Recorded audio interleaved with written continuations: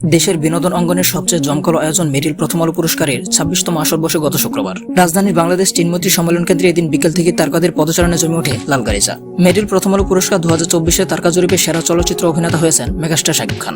প্রত্যেকটা ক্লান্তি লগ্নে আমার প্রত্যেকটা সুসময়ে দুঃসময়ে আমার পাশে থাকে আমার ভালোবাসার ফ্যান্সরা, আমার ভালোবাসার সাকিবিয়ানসরা, এবং সেই স্বপ্ন আপনারা দেখছেন যে এখন সার্থক হয়েছে। সে এখন সবাই দেশ বিদেশে।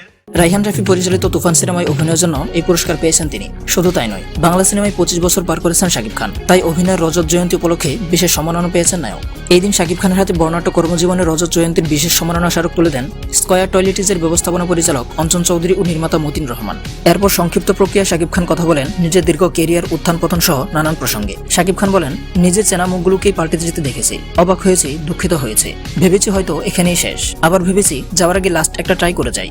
এতগুলো বছর মানুষ আমাকে ভালোবাসলো, একটা ট্রাই করে যাই, না হলে চলে যাব, ছেড়ে দিব চলচ্চিত্র।